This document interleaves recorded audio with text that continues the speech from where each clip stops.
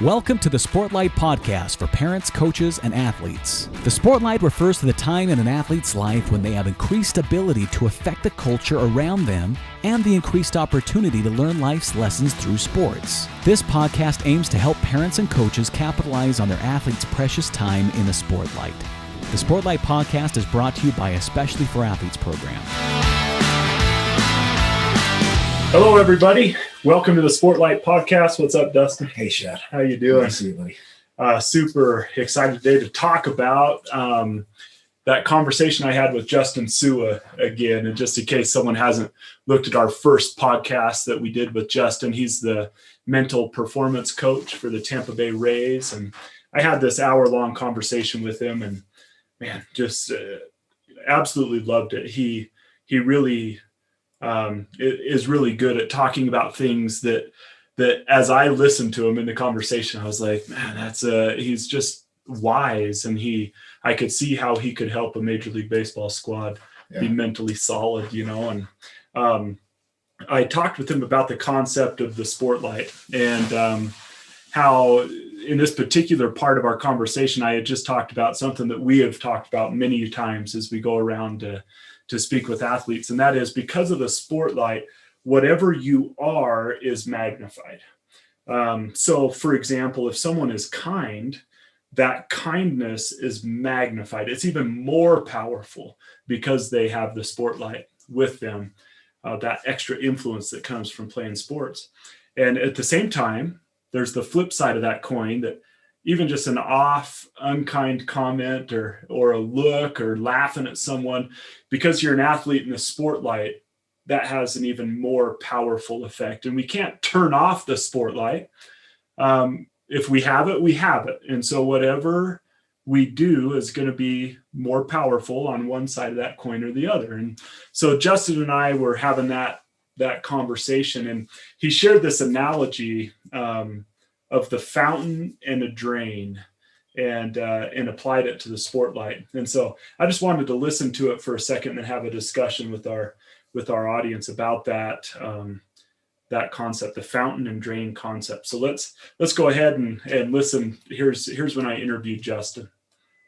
I want to share with you a little analogy. There's fountains and there are drains. So fountains are people who are fountains of positivity. They're fountains of lights. They're fountains of kindness. They're fountains of humor. So I want you to think about, if you're listening to this, the fountains you know. It might be a fountain. My grandpa is a fountain of spirituality and faith, or your mom is a fountain of love, or your friend is a fountain of whatever it is. So we have fountains. And as an athlete, because you have that Sportlight on you, you have the ability to have a little more oomph in your fountain. You have a little bit more impact and depth and power to your fountain, whether you realize it or not. Now, the opposite of the fountain is the drain. The drain is this person who sucks the life out of the room. They are constantly complaining. They're constantly making excuses. They have a problem for every solution. Now, a drain is that person who sucks the positivity out. Now, not only do you have the ability to be a great fountain, but if you fall into the drain, but you have an opportunity to be a bigger drain, because your opinion matters. You have more of an impact. You have more of a platform. You have more of a light. And so you not only are your good examples and your fountain magnified, but your drain is magnified as well. And so just even being mindful of that. So Dustin, I love that concept, the fountain and drain concept. And as we talk, to parents and coaches and athletes here, I think that's just a really good thing to ask ourselves. Am I a drain in my family, on my team? Am I a drain in society, or am I a fountain of positivity? And I was thinking about parents, for example. They have the biggest influence. The Sportlight, for example, shines the brightest with a mom or a dad in a home. And after I had this conversation with him, I was thinking, am I a fountain or a drain in my own family? Family? And the answer was yes. I thought of ways I was a fountain. And I thought of ways I was a drain. But you've been around athletes. we both grew up playing sport after sport. Mm-hmm. I'm just curious, in what ways can an athlete be a fountain of positivity on a team or a drain on a team? Just what thoughts come to your mind when you think of that concept? Well, first of all, listening to Justin, I hope all the kids that live, at least in Utah where we live, paid attention to the way that he pronounced fountain. Yeah. Right. That he used the T. Yeah. Out here in Utah, it's we say fountain. So I'm sure we have, if we have some kids listening to this here, they might translate it. What word was that? What's fountain? You would say fountain. Fountain in Utah. Yeah. No T. It's silent in Utah.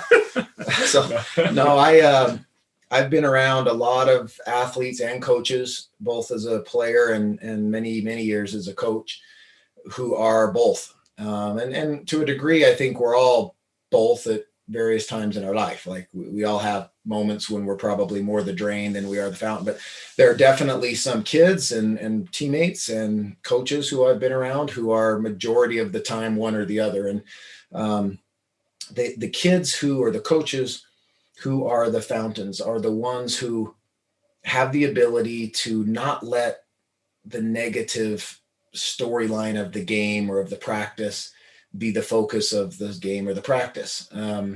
Because if you want to look for the negatives in people or in situations, they're always there.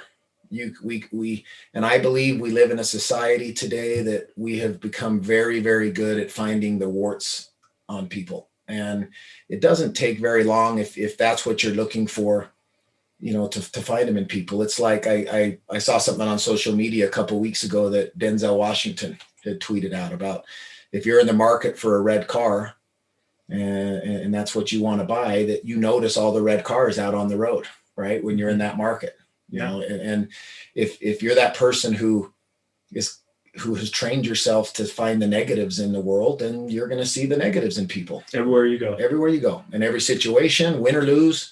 And we have parents who son or daughter can play a good game, but when they get in the car ride home, it's immediately what they did wrong, what the umpire did wrong, what the coach did wrong. Mm-hmm. When you just won the game, right? Or our teammate or the kid we coach or our child may have played well in the game, but we feel like, we don't notice that. We notice the warts, we notice the mistakes, and we want to talk about that right away. And so the danger, I believe, in treating kids that way is that the kids never, if they grow up always being told what mistakes they are making, how do they enjoy the experience to the degree that they could, right? Sports is such a fountain of goodness and of great opportunities. Even the losses are great. Fun. There's so much good that can come from them. But I think as coaches and as parents, we oftentimes get in the way, and it's probably with good intention. We want to help our child be better, right? So because we think, well, they must, I assume they want to be better. They don't want to make that mistake again. But it's, that we become drains when we suck the goodness and the fun out of the situations when our first comments are negative ones. And a real good way to test ourselves on that, you and I had this discussion a while back. I'm actually going to do it this week, and I would challenge, parents to do this as well. Is when we ask our children how their day was at school, or to the athletes, the kids who might be listening to this, when you ask your family or something, a family member or friend, how their day was, what are the first comments that come out of our mouth in our description of the day, or our description of practice, or our description of the game?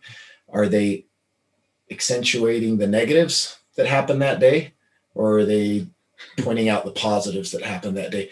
I would be afraid that I would guess that in most cases, we probably would point out the negatives of the day first. And if that's the case, I think we're living more of a drain type life. Since we had that discussion, I've been thinking, so what could I do? If I realize that, man, we get in the car to drive home from a game, and it's like, hey, well, how'd it go? And you're hearing negativity, or how was your day at school? Oh, so-and-so and da-da-da-da. I'm wondering, just, you said something to me during that conversation that we're referencing, gratitude. if we want to change our kids' perception of things from being a drain, if we fear, oh man, maybe my kid's a little bit of a drain, maybe I'm a little bit of a drain. If we can turn their mind toward gratitude, then gratitude produces positivity. So for example, a kid hops in the car after a soccer practice and, how was practice today? And they just start, oh, my coach made us do this or that. And he put me back at this position and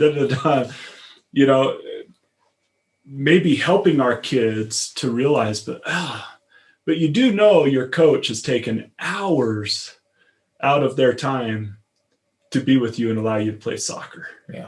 I hope you thank them after practice. It might just be as simple as saying, to start off the conversation rather with how did it go, to maybe we start off, tell me what was good today at school. Yeah. Right out of the gate. Right there. What was good at practice today? Tell me what you did well. Tell me what you enjoyed. Tell me what was, don't even give them the chance to go to the negative. And if they want to bring up the negative, then we address the fact that, is it a legit negative concern, or is it excuse making or something else? But I think we, as parents, we all know people, unfortunately, who, when they walk into the room, there's a negative energy. We all know people who walk into the room and it's a positive one. That some are the fountains and some are the drains.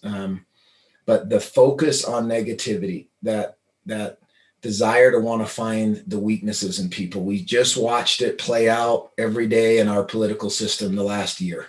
Yeah. If most of us probably went online in researching a candidate, and if it was our candidate that we were interested in, we were looking for positive stories. The negative ones we probably didn't even want to read because it didn't fit with our narrative. We dismiss them, right? And vice versa for the one that maybe we weren't leaning towards voting for. We were very interested in the negative stories in them because it fit with our negative opinion of them, instead of giving them a chance that maybe they're not 100% bad. Maybe they have some weaknesses, right, but there's also some good in both candidates, right? Yeah. There's also some good in every coach. But if we want to find the negative in all of our coaches and the negative in every referee, they're there. And if we raise kids to look for that, they will do the same with their kids. They'll do the same with their employers. They'll do the same throughout their life, and we'll just repeat a negative cycle of drain on our society. And we all want more uplifting, positive things in our life. It's hard to find it. You watch the news, you won't find it, right? You go on social media, is it real or not? Most of it's fake. Yeah. Being grateful, there's studies that show that people who take time to purposefully look for things they're thankful and grateful for, and to say thank you, verbalize it, tell people thank you for things, and they're aware of that, have less depression, they're healthier, they sleep better. Like, there's proven physical benefits to just seeing life through that mindset of gratitude and thankfulness and positivity. Yeah. I saw one, oh man, I wish I got the names maybe, or the names right here, but a teammate teammate just missed this big shot, NCAA tournament, I believe. And he's a taller. Oh, yeah, and lifted his chin up. Yeah, lifts his chin up. And I just think of those, those people in my life. And I've had teammates like that. You make a bad play, you make an error, and that guy that's like, it's all right, man. It's all right. You got the next one, Move on, next play. Next play. Learn from it and move on. And versus, like, for me, the picture that I'm picturing in my mind, that receiver who's running wide open and the quarterback misses him. And then he runs the next 10 yards, with his arms up in the air. Yeah, hands up just guy. Hands up guy. He wants to point out that it wasn't his fault. Right. I was open. He missed me. And like those two teammates, like one's very much draining. Right. Yeah. And one is positive. I thought back to an experience I've shared with you before, but when I was a freshman in college playing at a new level of baseball, and I had a Hall of Fame baseball coach who was just awesome. I loved him, and I knew he loved me.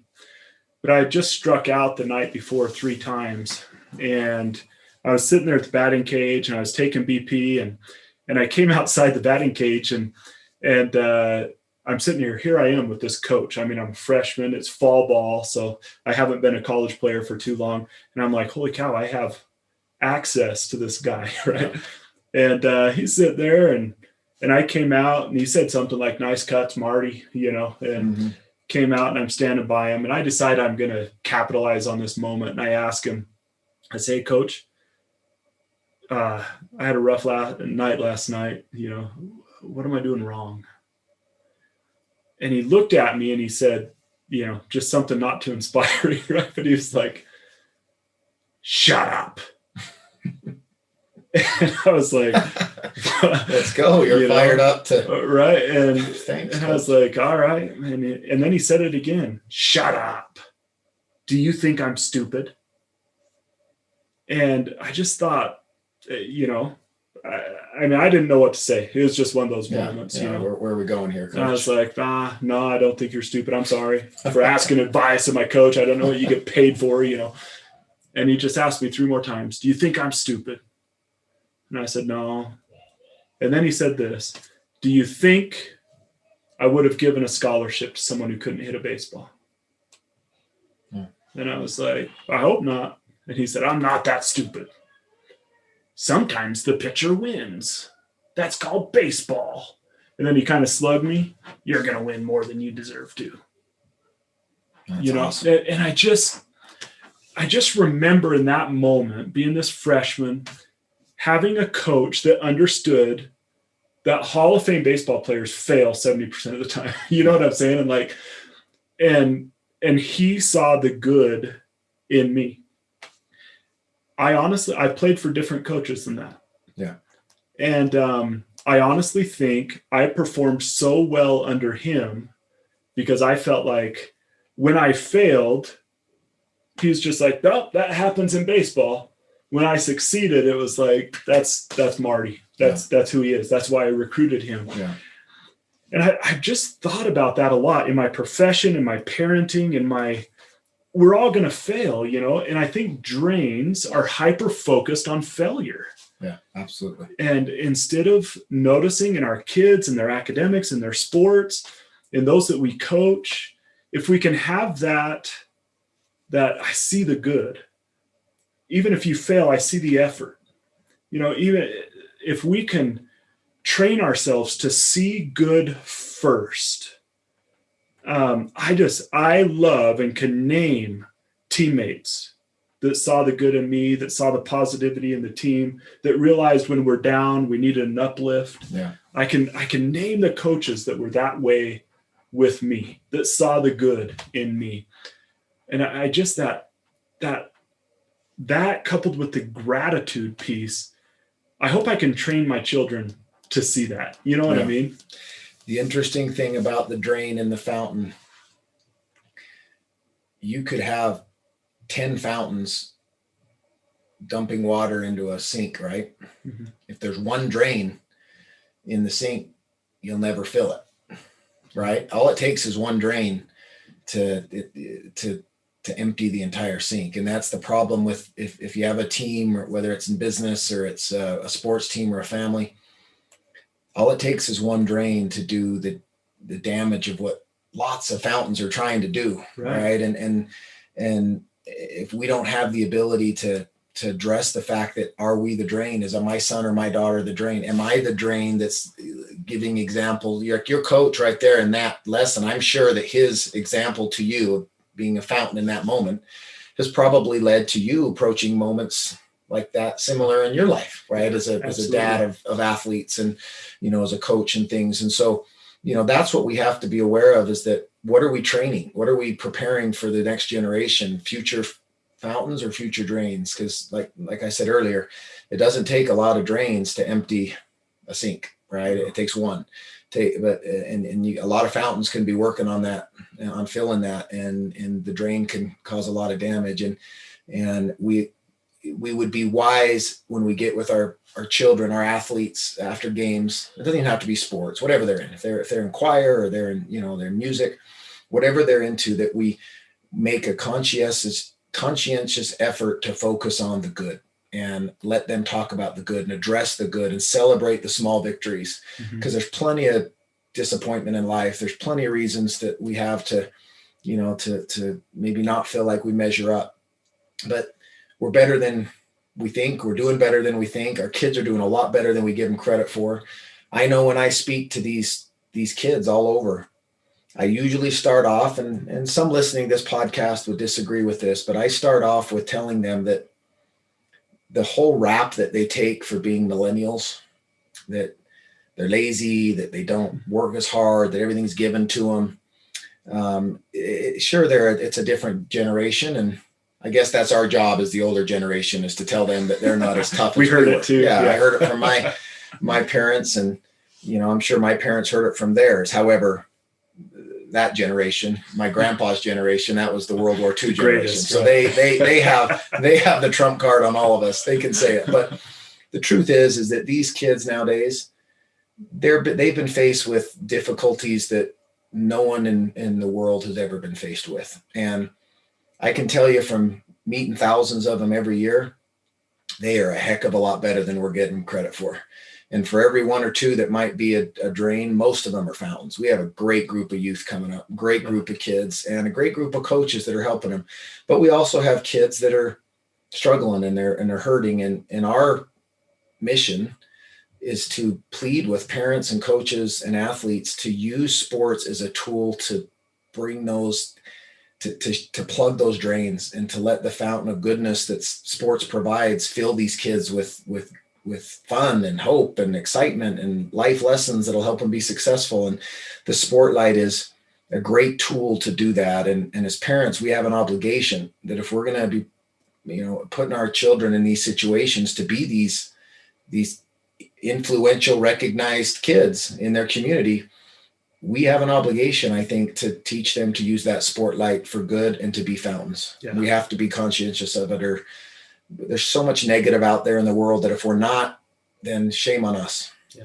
And that Sportlight makes them powerful to affect culture.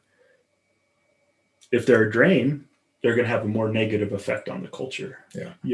One of the other things that I thought about while listening to Justin and that concept of the drain and the fountain is a lot of times. So I did my master's degree in family human development. And I studied a lot of these things, and, you really want to affect a kid. You find them doing something good and you compliment it. That has more powerful of an effect than being hyper-focused on the negative ourselves. And so one thing I've been asking myself as I listen to Justin and as we've had conversations about this is, what am I focused on as a parent? And sometimes it takes patience. For example, let's say you have a kid who has a hard time getting on time to school. It's not that you don't correct it. It's not that you don't, but the day they're on time, shoot them a text. Hey, noticed you're on time today. Awesome.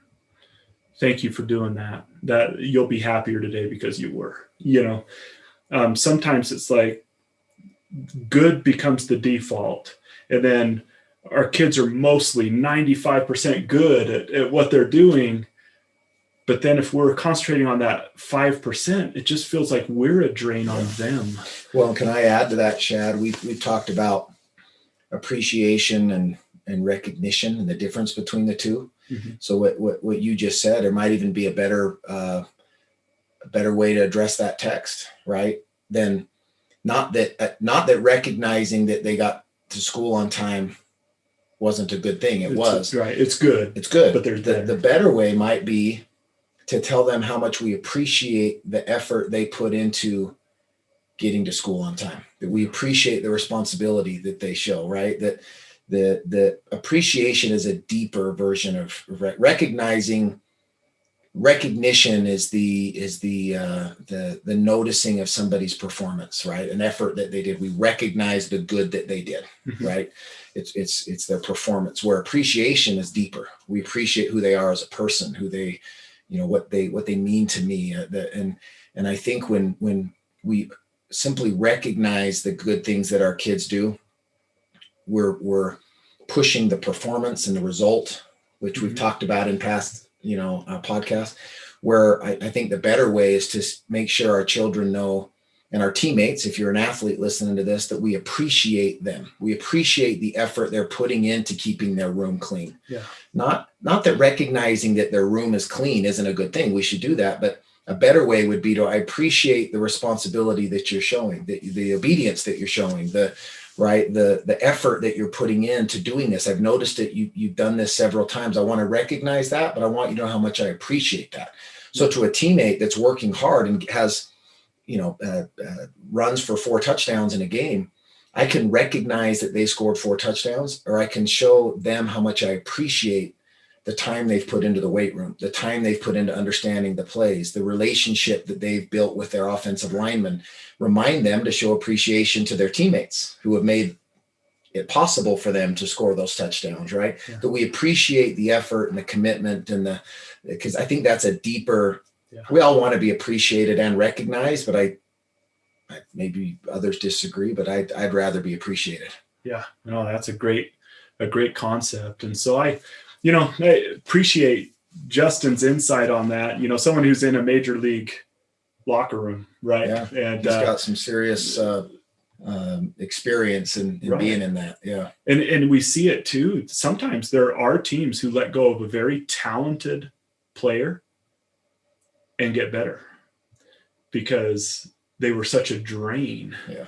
That it's like the water they're putting in is not as big as the drain, and so sometimes you see these talented players move around and they never win, and they never. That's I know we're wrapping up here, Shad, but that's a very good point that you just made, that kids and parents would be wise to remember.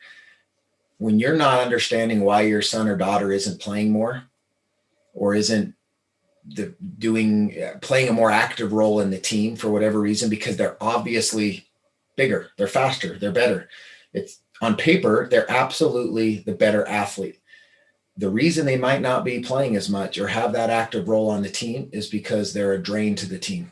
Yeah. The negativity that they may bring in the locker room or at practice or whatever may not outdo the little bit extra they provide in being a little bit faster or stronger. And it's not that the coach doesn't recognize that they're a good athlete or that they're better. It's that coaches have to make decisions. And sometimes the better athlete isn't you win the battle, but you don't win the war with that. You need people that are going to win the war, and those have to be fountains. Yeah. And it's hard for people to understand, but you see teams all the time that'll trade away a really good player, a star player on their team. And why would you trade that person away? They're so good. They'll get their average. Look at how much points they score, whatever. Why would you trade that away? And because the strength of the team is oftentimes the team.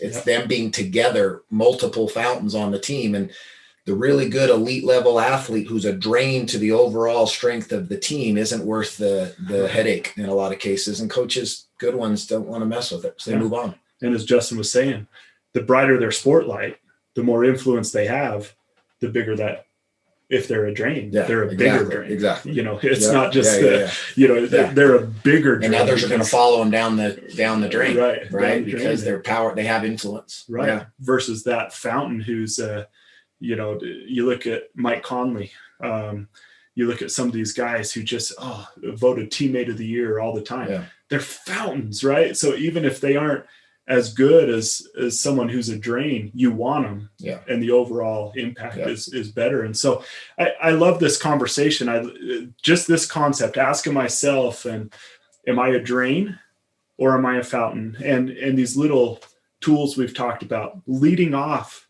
maybe as parents, we could be more intentional with helping our children focus on positivity. Tell me about, what are some good things that happened at your practice today? Yeah. After a game, those, son, daughter, that was awesome today. I appreciate, not just recognize, but appreciate. I appreciate the effort that you've been putting in, and to see you today make that play or run down that ball, or I just appreciate all the effort that went into you making that play. The process. But Dad, we lost. Yeah. Dad, we lost. Oh, I know. You're going to lose. You're going to win. But focusing on those positive things that happen, and then having a conversation about the negative in a positive atmosphere. You know, hey, we got room to improve, and that's good. I think those conversations we have and the way we have it, just having that concept of a drain versus a fountain. Am I helping my kid? Am I myself a drain right now, or am I a fountain? And if we just keep that question in our mind, and then know, as that spotlight grows brighter, whichever one of those you are, you're going to be a more powerful. You could be a fire hose, right? Yeah. Or you could be just a huge drain on your team, on your family, on your friends. And so I love that concept. Something good to think about and try to train our kids on. Yeah, absolutely. So, awesome. Good deal. Good discussion, brother. Hey, yeah, thank you. And thank you for joining us. We hope that you'll subscribe to the podcast and give us some feedback. Let us know what you think, and check out the Sportlight, the book. It's on our website, and thanks for joining us. We'll see you next time. This has been the Sportlight podcast from Especially for Athletes, sponsored by Coca-Cola. You can learn more about Especially for Athletes by visiting the website at especiallyforathletes.org. You can also learn more about the book, The Sportlight, by Shad Martin and Dustin Smith at especiallyforathletes.org/book.